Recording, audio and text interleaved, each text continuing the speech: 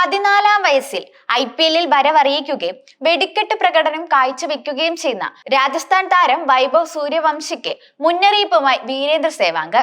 Sanju Samson പരിക്കേറ്റതോടെയാണ് ഓപ്പണറായി വൈഭവിന് അവസരം കിട്ടിയിരിക്കുന്നത്. ആദ്യം നേരിട്ട പന്ത് സിക്സർ പറത്തിയാണ് വൈഭവ് തുടക്കം കുറിച്ചത്.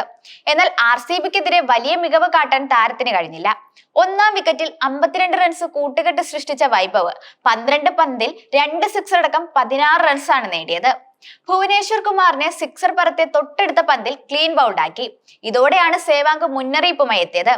താരത്തിന്റെ പ്രായം പരിഗണിച്ചാണ് ഇത്തരമൊരു ഉപദേശം സേവാഗ് നൽകിയിരിക്കുന്നത്. നീ നല്ല പ്രകടനം നടത്തുമ്പോൾ പ്രശംസിക്കുമെന്നും മോശമാവുമ്പോൾ വിമർശിക്കുമെന്നും തിരിച്ചറിയാൻ സാധിക്കണം. എപ്പോഴും ലാളിത്യം കൈവിടാതിരിക്കുക. 1-2 മത്സരം കൊണ്ട് പ്രശസ്തരായ നിരവധി താരങ്ങളെ ഞാൻ കണ്ടിട്ടുണ്ട്. പിന്നീട് അവർ ഒന്നുമല്ലാതെയാകുന്നതും കണ്ടിട്ടുണ്ട്. അതിന് കാരണം അവർ സ്വയം താനൊരു വലിയ സംഭവമാണെന്ന് കരുതുന്നത് കൊണ്ടാണ് എന്നും സേവാഗ് പറഞ്ഞു. IPL-ൽ 20 വർഷത്തേക്കെങ്കിലും കളിക്കാനാണ് വൈഭവ് പദ്ധതിയിടേണ്ടത്. കൂടാതെ വിരാട് കോഹ്ലിയെ നോക്കൂ. 19-ാം വയസ്സിലാണ് കോഹ്ലി കളിക്കാൻ തുടങ്ങിയത്. 18 സീസണുകൾ ഇപ്പോൾ കളിച്ചു. ഇത് പിന്തുടരാനാണ് സൂര്യവംശി ശ്രമിക്കേണ്ടത്.